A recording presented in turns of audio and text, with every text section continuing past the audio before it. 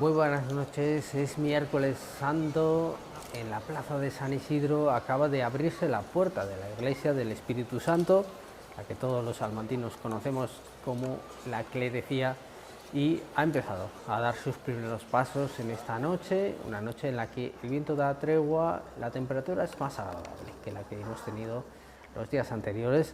Ha empezado a dar sus primeros pasos la hermandad de nuestro Padre Jesús flagelado y de Nuestra Señora de las Lágrimas. Por lo tanto, llegamos a los días centrales de la Semana Santa, llegamos a los momentos en los que nuestras celebraciones cogen una particular altura estética, artística e histórica. Esta noche, ahora vamos a ver quizá una de las mejores obras del barroco en toda su dimensión, Nuestro Padre Jesús flagelado, y luego veremos también a nuestro crucificado más antiguo, a el Cristo de la Agonía Redentora. Bueno, para seguir de cerca todas estas cuestiones del máximo interés, emoción, sentimientos y por supuesto fe, nos acompaña Rafael López, nuestro historiador de referencia. Rafael, muy buenas noches, gracias un día más. Nada, buenas noches a ti, Paco, y a todos los que nos están viendo en este momento.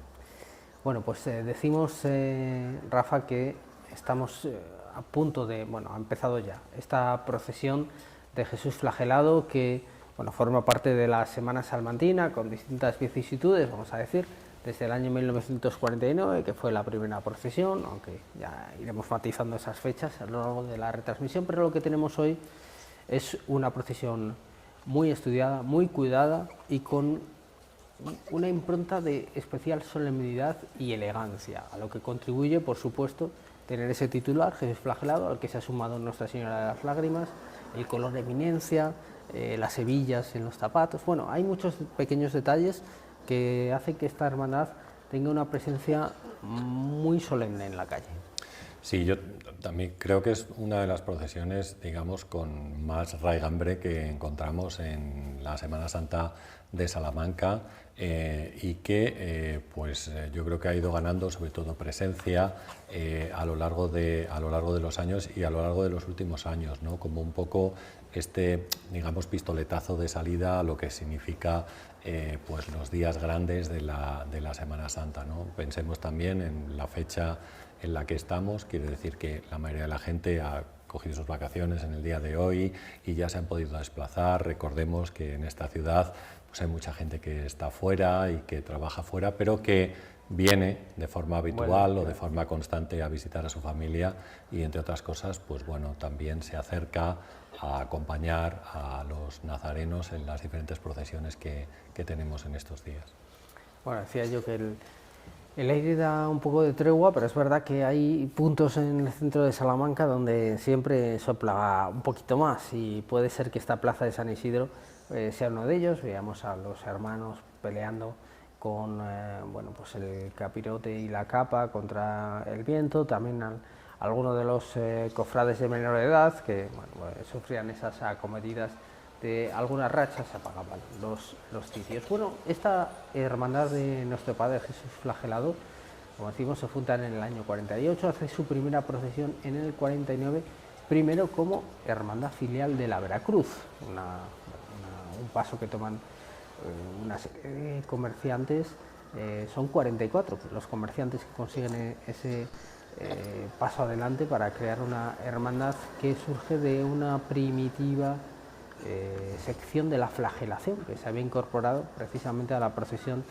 del Santo Entierro y que había sido el gran logro, ¿no? En 1913 haber sumado al patrimonio procesional de Salamanca la imagen que vamos a ver enseguida en la calle, la de Nuestro Padre Jesús flagelado. Sería casi delictivo, Rafa, que tuviéramos esa imagen en nuestro patrimonio, en este caso en el de la Iglesia del Espíritu Santo, y que no formara parte de la Semana Santa una obra de esas características.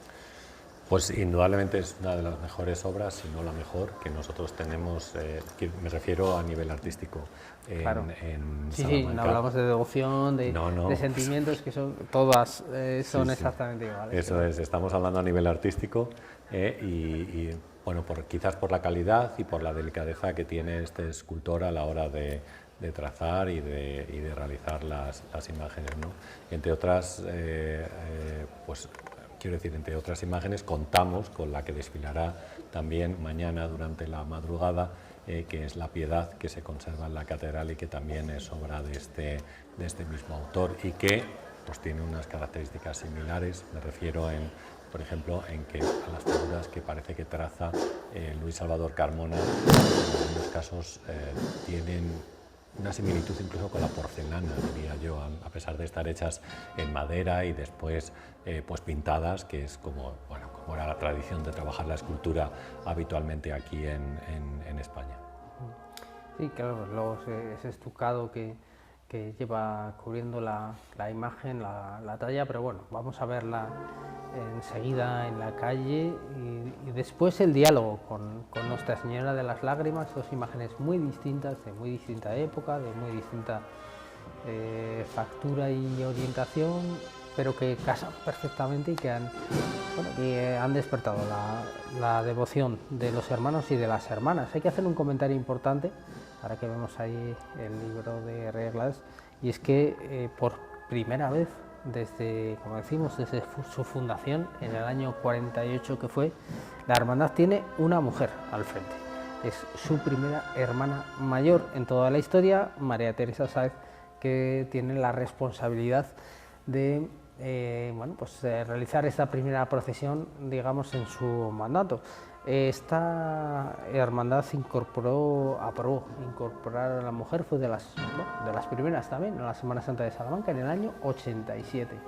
Y rápidamente las mujeres entraron con mucho entusiasmo a la hermandad en torno a la imagen de Jesús flagelado, y también pues ese ímpetu, ese impulso fue el que llevó a solicitar la presencia de una virgen que pudieran llevar, y ahí surgió Nuestra Señora de las Lágrimas. Y es curioso, estamos viendo ahí sí esos estandartes en este caso con Jesús flagelado. También hemos visto los diferentes elementos de la Pasión, que es uno de los elementos procesionales muy reconocibles, ¿verdad?, para todas las personas que esperan en San Isidro, en Libreros o en la Rúa. Y decimos que el primer hábito, según recogen las crónicas de esta hermandad, cuando era esa sección de la flagelación, por lo tanto en su protohistoria, era de color morado con el cíngulo amarillo. Y no es hasta el año 59 cuando se decide adoptar este color que denominamos eminencia, ¿no?, porque es un color pues que nos evoca cardenalicio. El cardenalato, ¿no? eso es. Así es cierto. Y me llamaba la atención también, que claro, no es la primera vez que lo vemos, pero digo, la presencia en la parte delantera de la procesión de estas niñas que van portando los elementos de la Pasión, que es una cosa como, digamos, muy representativa, sobre todo en la iconografía de la Edad Media y también posteriormente, es decir, las representaciones que nosotros tenemos. Estaba pensando y me recordaba un poco al Pórtico de la Gloria de la Catedral de Santiago de Compostela, ¿no?, donde aparece una escena muy común en el siglo XII y en el Camino de Santiago, que es el juicio final o la representación del juicio final, y acompañando a Jesucristo pues hay unos ángeles que están portando esos elementos de la Pasión que nosotros acabamos de ver. Bueno, pues ahí vemos en la puerta ya a nuestro Padre Jesús flagelado, que va a procesionar acompañado por la agrupación musical Virgen de la Vega.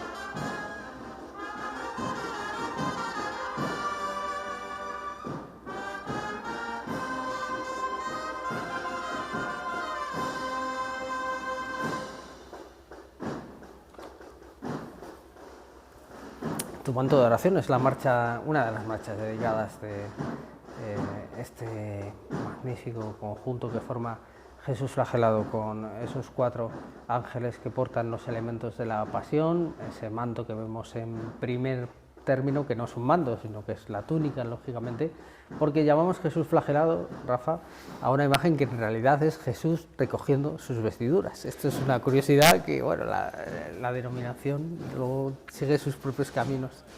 Sí, nosotros hablamos del flagelado, en realidad, para esta figura, pero en realidad sí sería Jesucristo recogiendo sus vestiduras. O sea, la flagelación ya se ha producido, con lo cual lo mismo no está mal expresado, ¿no? Porque flagelado implica una acción de pasado, es algo que ha sucedido ya, y entonces estaría recogiendo sus vestiduras para, digamos, ir al siguiente paso que tiene que dar. Una vez que recibe los azotes, pues va a entrevistarse con Poncio Pilato de nuevo, otra vez, y finalmente ahí pues Poncio Pilato lo va a mandar a la cruz. Entonces, bueno, pues recoge sus vestiduras, como vemos, por ejemplo, aquí junto a una columna baja, que era algo muy típico del barroco y que, por ejemplo, comienza a cambiar a lo largo de el siglo XVI, es decir, antes de esa época, a finales del siglo XVI, se colocaba la figura en torno a una columna alta y se le ataban las manos en la parte superior. No sé si tenemos aquí ejemplos en Salamanca de esto, ahora mismo estoy pensando, no se me ocurre ninguno, pero por ejemplo tenemos figuras con columnas altas hechas en terracota en el Museo de Bellas Artes de Sevilla y realizadas en el siglo XV, como estoy diciendo, en una fecha todavía anterior a que se pensara, porque este tipo de cosas se hacían por tradición más que por una realidad fehaciente de que hubiera sido así, que Jesucristo había estado atado a una columna baja cuando le azotaron. Creo recordar, espero no equivocarme, que en San Sebastián tenemos un Cristo atado a la columna que es alta, es una columna alta. Bueno, hay dos, la tradición otorga 2 columnas esa condición de la que fue azotado o flagelado Jesús, una alta y otra baja, una en Jerusalén y otra en Roma, así que esto es casi una cuestión bueno, también de posicionamiento geopolítico. Ahí tenemos a la agrupación musical Virgen de la Vega, que bueno, es una presencia constante en la Semana Santa de Salamanca, pero que tiene una particular cercanía desde siempre con esta hermandad de Jesús flagelado. La verdad es que hemos visto en ese arranque verdaderamente impactante, que seguimos viendo cómo recorre ahí con ese de la iglesia de la Clerecía de fondo, esta imagen. Tenemos la crónica de la Real Academia de San Fernando, que dice, Rafa, que un poquito antes de entregarla a los jesuitas, porque esto es un encargo para la clerecía, para lo que llamamos clerecía, para la sacristía de la Iglesia del Espíritu Santo, un poquito antes de entregarla la expone en Salvador Carmona, en Madrid, en la Real Academia, y causa enorme conmoción. La imagen forma un auténtico tumulto de personas que quieren ver de cerca este verdadero prodigio, año 1759-1760.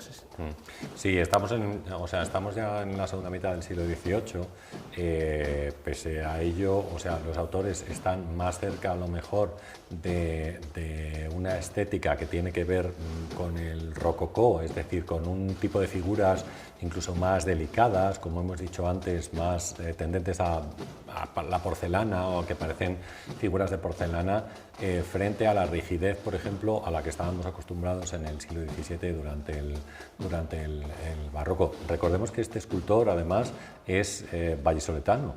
O sea, él nació como otros, como por ejemplo Alejandro Carnicero, que también es de Nava del Rey, que tiene, digamos, este pueblo de Valladolid, que no es excesivamente grande, pero que bueno, pues ha dado grandísimas figuras de la escultura a lo largo del siglo XVIII. Alejandro Carnicero aquí en Salamanca, pues con sus pasos de Semana Santa o los medallones de la Plaza Mayor, y Luis Salvador Carmona, que muy joven se traslada a Madrid para estudiar allí junto a Villavibre y Ron, este otro escultor, y que después, pese a trabajar básicamente y estar asentado en la capital, repartió obras por toda España debido a su fama, un poco como le ocurría a otros escultores. Por ejemplo, el domingo pasado tuvimos la oportunidad de comentar acerca de Pedro de Mena, que es un escultor granadino, malagueño, y que al final termina repartiendo obras por toda España debido a que se convierte en una figura, digamos, estelar o tremendamente famosa por el tipo o la forma de tallar, digamos, que tiene sus esculturas, y es reclamado en numerosos lugares. De hecho, tenemos obras suyas repartidas por todo el país. Decimos que en Salamanca tenemos dos que forman parte de nuestra Semana Santa: la Virgen de los Dolores, la Piedad de la Catedral, que forma parte de la madrugada dominicana, este Jesús flagelado, y luego sabemos también por el contrato prenupcial de su segunda boda que también había hecho la Dolorosa de las Agustinas. Además también figura ahí cosas por cobrar de alguna pieza del convento de San Esteban, precisamente, de alguno de los retablos, que bueno, ahí tenemos una especie de inventario cuando él dice más o menos todo lo que aporta en lo que está valorado las obras que todavía tiene en el taller y no ha cobrado. Bueno, aparecen ahí varios elementos, ya digo, de San Esteban, y esa magnífica Dolorosa de las Agustinas que le encarga ni más ni menos que el hijo de Blas de Lezo, el famoso marino, el primer marqués de Obieco, con motivo del ingreso de su hermana en las Agustinas Recoletas. Y que deberíamos invitar a todo el mundo a que la busque, porque es una imagen impresionante también, digo, con la facilidad de imagen que tenemos ahora mismo en nuestras vidas. Por favor, que busquen esa imagen de las Agustinas de Monterrey, de Salamanca, porque es una imagen increíble también. Aunque sea que vayan corriendo a ver si algún Christus este año, que viene una reproducción sensacional de Fernando Pérez Pena, una foto sensacional. Bueno, avanza Jesús flagelado por la calle de Libreros. Es uno de los grandes momentos, o sea, decimos, de la Semana Santa de Salamanca, y aludiendo a esa descripción que se hizo de la exposición en Madrid, llamaba la atención que movía a la emoción, que es una imagen que mueve a la emoción cuando la vemos caminar y oímos a la Virgen de la Vega llenando también el silencio, lo que no somos capaces de decir con las palabras, con la música.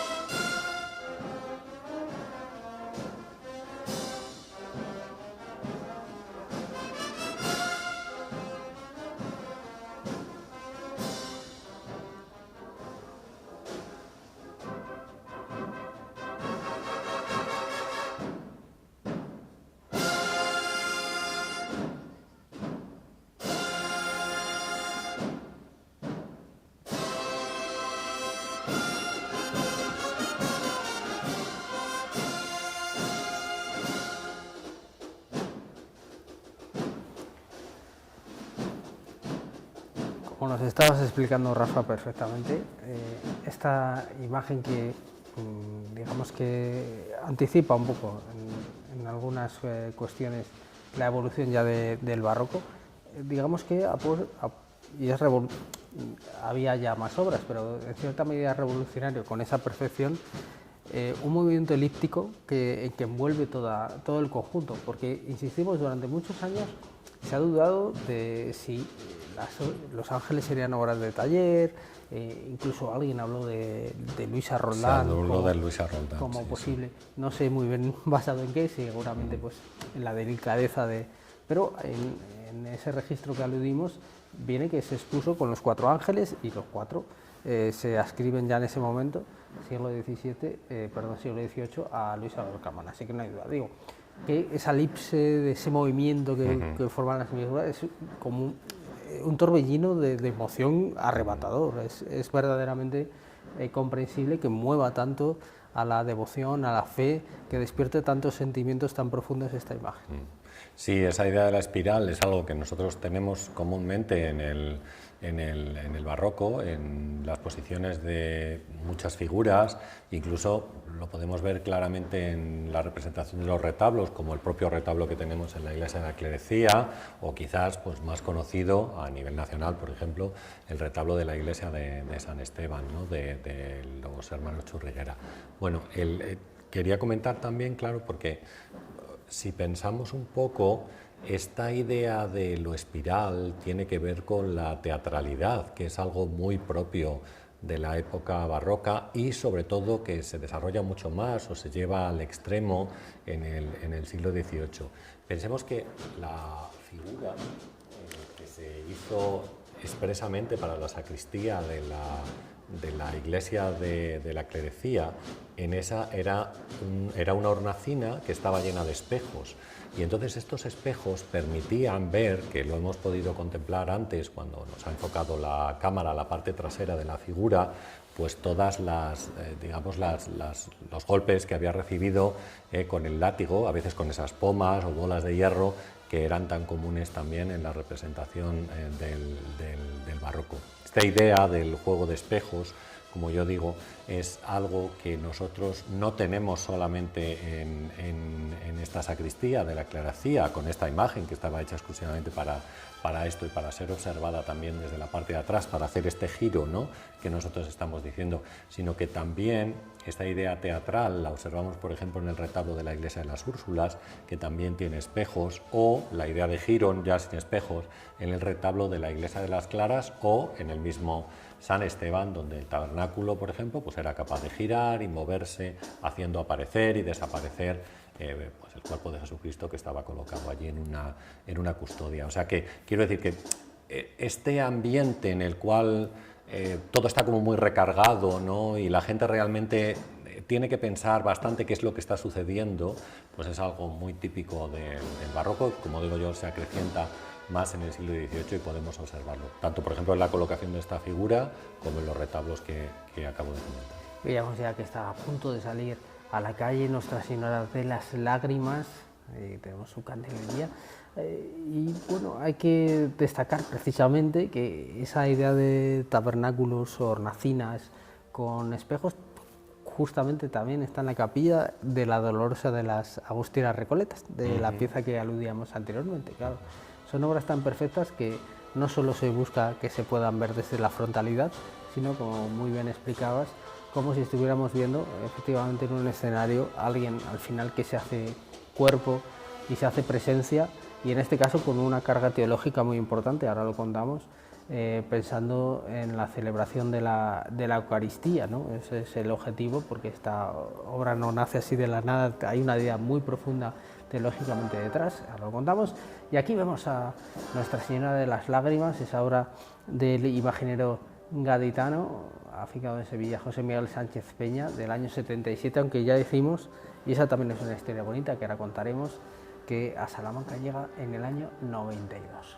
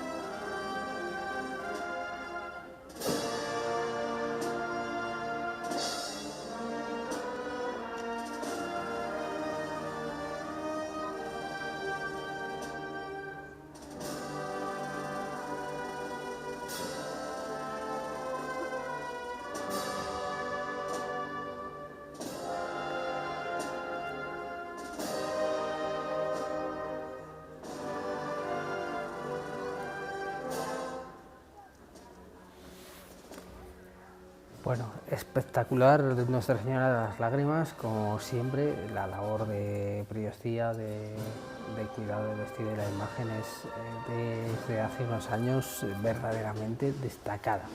Esa imagen de José Miguel Sánchez Peña que se ideó para un calvario de Cádiz que no acabó de encajar y que por un afortunado azar, decimos Rafa, pues fue a buscarla esta hermandad, hacia ese taller de José Miguel Sánchez Peña, le entusiasmó y luego es verdad que aquí ha seguido su propio camino. Y bueno, por cierto, va a los sones de la banda de Alba de Tormes, que no hemos comentado, presencia imprescindible también en nuestra Semana Santa. La hemos visto tras los pasos de María Santísima de la Caridad y del Consuelo, la escucharemos con la Soledad, por supuesto, y aquí también una conjunción muy establecida y escoltadas ambas imágenes por la Guardia Civil.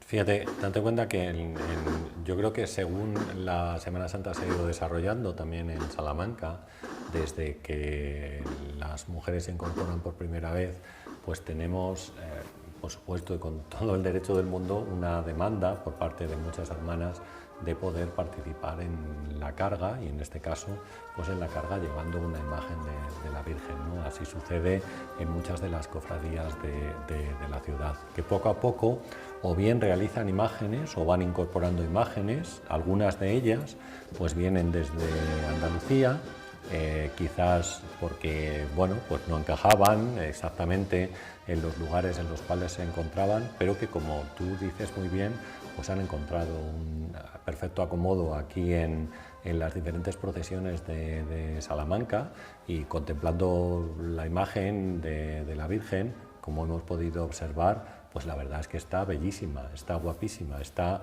perfectamente cuidada, el traje, todos los elementos que lleva, y después, pues como decimos, portada a hombros pues posiblemente por las hermanas de carga de aquí, de la cofradía. No es fácil tener una hermandad que tiene este primer titular, después no hacer de menos a la otra imagen, y han encontrado el equilibrio perfecto. Nuestra Señora de las Lágrimas y Jesús flagelado. Decíamos antes, ahora que los vemos caminar en ese discurrir paralelo, y veíamos la cúpula de la clerecía de fondo en esa imagen de la calle Libreros, que bueno, pues Jesús flagelado es un encargo de los jesuitas con un contenido ideológico muy profundo, y es que le recuerda al sacerdote que obviamente en la sacristía se va a revestir para oficiar la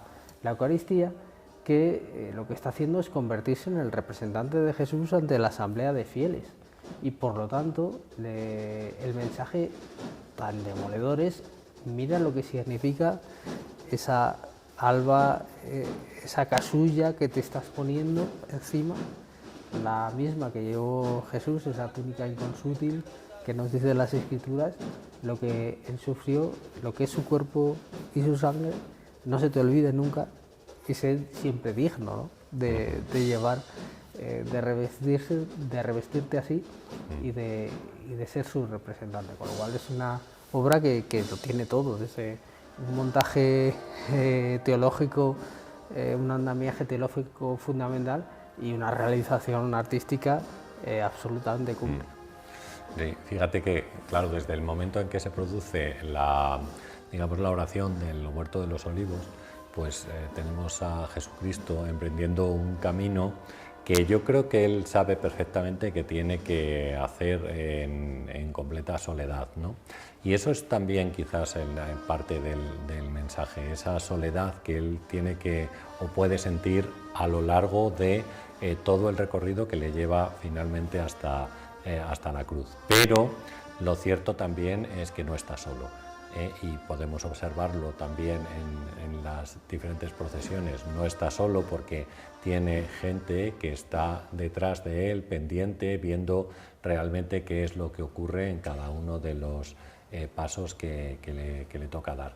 De hecho, cuando cogemos, o sea, si observamos un poco la figura, parece que, y esto también lo vemos en numerosas obras de arte, Jesús es una figura, si lo observamos perfectamente, que parece que acepta su destino. O sea, que acepta su destino de qué es lo que tiene que pasar, ¿no? Ha venido para esto estoy aquí, ya lo he aceptado, le he pedido al Padre si es posible que me apartara el cáliz, no puede ser, entonces vamos adelante, ¿no? Vamos hasta el final, ¿no? Que sería un poco, yo creo, la idea principal. Acepta el destino y va caminando, recoge las vestiduras, sabe que le toca hablar con Pilatos y que después le van a entregar a la cruz. Pero repito, en ese camino, aunque él piense que esté solo y que es un camino que tiene que afrontar en soledad, no es así, porque detrás, como vemos, viene su madre, pues posiblemente rota por el dolor, pero acompañándole también en estos últimos momentos.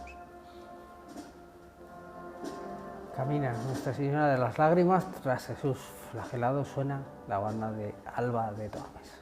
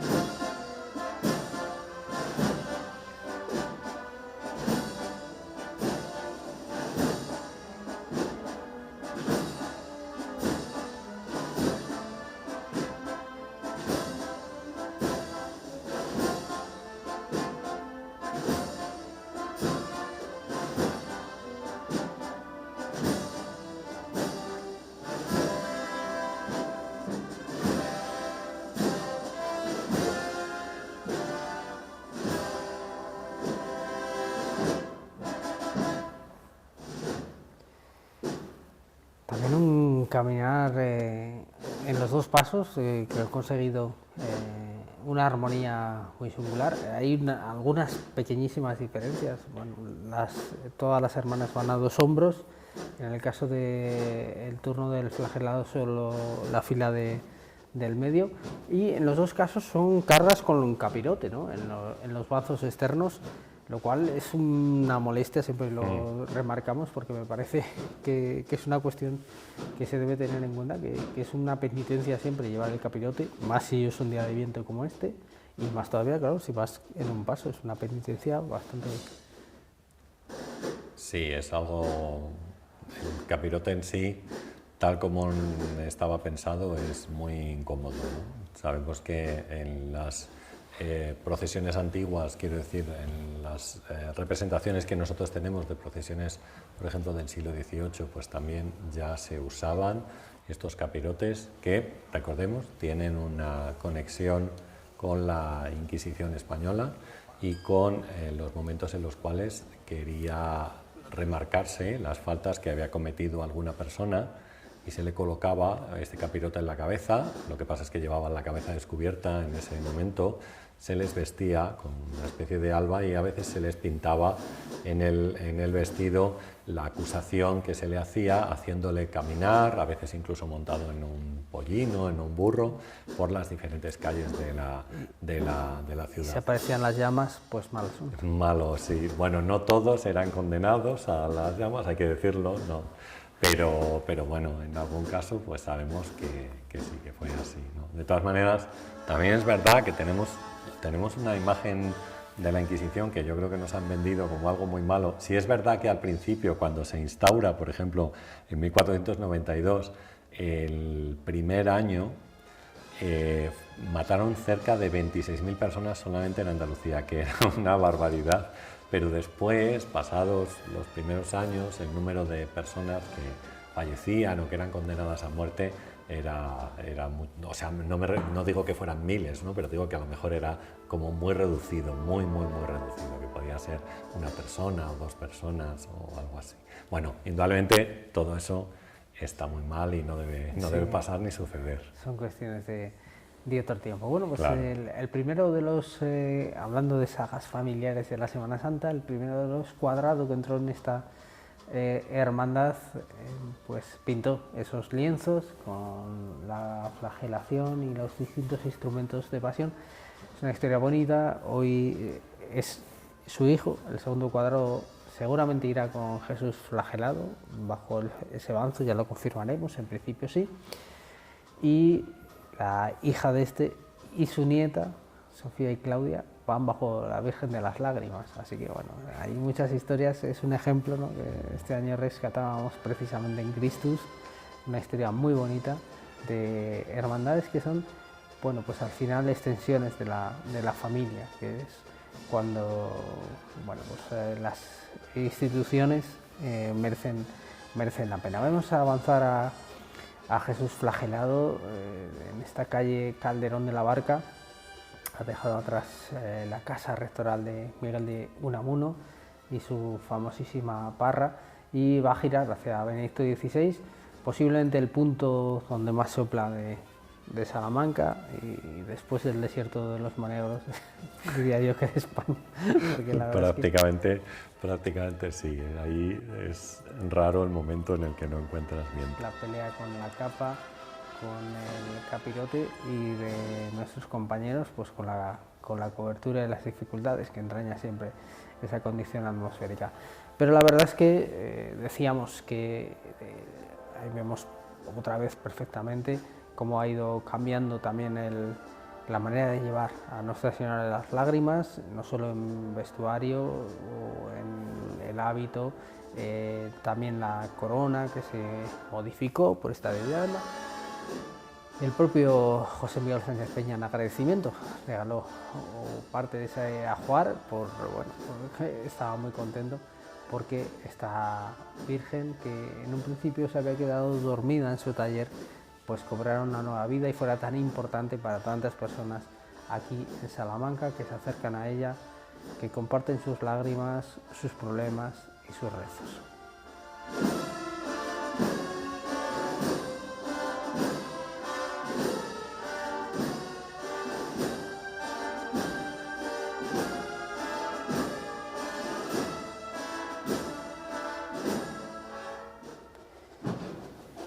Y aquí tenemos uno de los momentos artísticamente inigualables que nos deja la Semana Santa de Salamanca.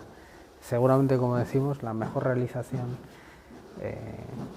en cuanto a imaginería, frente a una de las mejores portadas catedralicias que existen en el país, ¿verdad? Pues sí, una portada fantástica. De hecho, es una pena que esté encajada, digamos, entre el edificio trasero de la universidad, para que no podamos apreciarla en todo su esplendor y con esas tallas también que tenemos, que bueno, fueron diseñadas en época gótica, pero después realizadas en época barroca. Pero bueno, no es el único caso que nosotros tenemos en la ciudad, a lo mejor de alguna iglesia que está encajada, porque antes hemos hablado de las Agustinas de Monterrey, que también tiene una fachada italiana impresionante, porque los arquitectos que participaron, y escultores y pintores, eran de origen italiano, y también al estar, tener enfrente el Palacio de Monterrey, pues es imposible apreciarla, digamos, en todo su esplendor, ¿no? En todo su esplendor. Pero este tipo de cosas también ha sucedido. De hecho, podíamos pensar a lo mejor en la propia iglesia de la clerecía y en cómo, yo llegué a leer en algún momento, se pidió la destrucción de la Casa de las Conchas para que pudiera observarse desde lejos, ¿no? Cosa que, bueno, pues tampoco puede ser, porque finalmente a alguien se le iluminaría la cabeza y dijo que cómo iban a destruir ese palacio de finales del siglo XV, ¿no? Entonces, bueno, pero indudablemente es una de las fachadas más impresionantes que existe yo diría en el gótico, aunque como os digo, las figuras fueron realizadas en época barroca, pero en el gótico nacional. Pues por aquí pasa Jesús flagelado con su impresionante mensaje de salvación.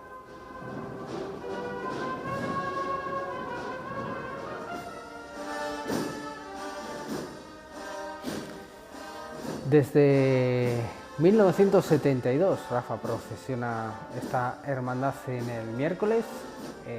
Como decimos, ha ido una sucesión, lógicamente, no es de las hermandades o cofradías más antiguas, pero sí, pues tiene una trayectoria que nos lleva a bueno, a ciertos cambios y que hablan de la propia evolución de la Semana Santa de Salamanca. En 1949, cuando realiza su primera procesión, ocupa el Lunes Santo, entonces con la Hermandad de Jesús de la Promesa, hermandad filial de la Dominicana, y después se decide que pase al miércoles, en el año 1967, cuando empieza a haber serios problemas para mantener la procesión de la Hermandades Combatientes, una de las hermandades desaparecidas de la ciudad, que tenía su sede en la iglesia de San Juan de Sahagún y que procesionaba, por cierto, con el Cristo de las Batallas de la Catedral de Salamanca. Así que, efectivamente, en esa carencia de 4 o 5 años, pues la hermandad se extingue definitivamente y desde el año 72 pues el miércoles es del flagelado. Y como decimos, desde el año 92 del flagelado y Nuestra Señora de las Lágrimas, que ahora está pasando por delante de la fachada de la Universidad de Salamanca, de esos reconocibles almenas, y mientras la ciudad espera a Jesús flagelado, esta hermandad, pues con mucha expectación. Y bueno, esa es la buena noticia. Ya decías al principio que es un día hoy de muchos salmantinos que regresan, también mucha gente de fuera que viene, y la verdad es que encontrarse como toma de contacto esta hermandad con esa seriedad, con esa presencia tan solemne, tan rigurosa en la calle, pues es una carta de presentación magnífica. Sí, además que ellos tienen un recorrido pues muy ligado al centro de la ciudad, digamos, y eso hace también, yo creo, que se sientan muy acompañados a lo largo de toda la procesión. Además, esta procesión, si yo no me equivoco, tiene la peculiaridad de que no descansan, es decir, no lo sé si en algún momento... La tradición de Jesús flagelado era no parar. En los últimos años ha habido alguna parada mínima, no sé si este año, y Nuestra Señora de las Lágrimas sí para. Bueno, cual eso es no es algo que, digamos, no pasa nada. Quiero decir, sí, está bien parar porque las personas que hayan ido debajo de un paso saben que es tremendo y que el peso que tú estás llevando todo el tiempo pues va haciendo mella y de vez en cuando pues no viene nada mal descansar. Digo que aunque sea una vez, pues oye, pues tiene muchísimo mérito. Pero otra cosa que tú decías, y es que yo creo que esta pues es una hermandad donde como de mucha tradición, ¿no? Y has dicho, nombrabas tú que es muy familiar, y yo creo que sí, que esa seriedad que nosotros vemos se va transmitiendo de generación en generación, y es un poco lo que nosotros podemos ver también en la calle. Y ellos son conscientes también de que tienen una de las mejores figuras que hemos dicho antes de toda la Semana Santa. O sea, es que es uno de los grandes momentos el que estamos viviendo ahora aquí, porque estamos viendo, bueno, si no es la mejor, como decimos, pues estéticamente una de las figuras más impresionantes que tenemos en la Semana Santa salmantina. Estas imágenes sagradas que cumplen esa misión de puerta a unos sentimientos que a veces son muy difíciles de explicar con palabras, incluso de comprender. Ayer escuchábamos esa apelación a la fe y a la razón, que pueden caminar perfectamente unidas en la hermandad universitaria, y hoy tenemos a Jesús flagelado ofreciendo, pues con la catedral ahora como fondo, pues un recorrido verdaderamente maravilloso. Y nosotros vamos a dejar aquí esta procesión, esta primera de las procesiones del miércoles santo. Luego retomaremos en este mismo punto con la promesa del silencio de la Real Cofradía Penitencial. Aquí tenemos a Nuestra Señora de las Lágrimas ante la portada rica de la Universidad de Salamanca, a Jesús flagelado ante la catedral, más salmantino imposible, más monumental también, con esa escolta formidable de la Guardia Civil, la banda de Alba de Tormes, la Virgen de la Vega. Bueno, una conjunción de sonido y de imágenes que hemos llevado a sus casas con verdadera satisfacción. Bueno, pues Rafa, muchísimas gracias, un miércoles santo más, por haber estado con nosotros. Pues nada, un placer y gracias por invitarme, Paco. Y nosotros vamos a ir despidiendo esta conexión desde las calles más netamente monumentales de nuestro centro histórico, invitándoles, como siempre, a que sigan con nosotros en este esfuerzo sensacional de nuestro equipo técnico para llevarles estas imágenes tan vibrantes y emotivas. Continuamos. Muy buenas noches.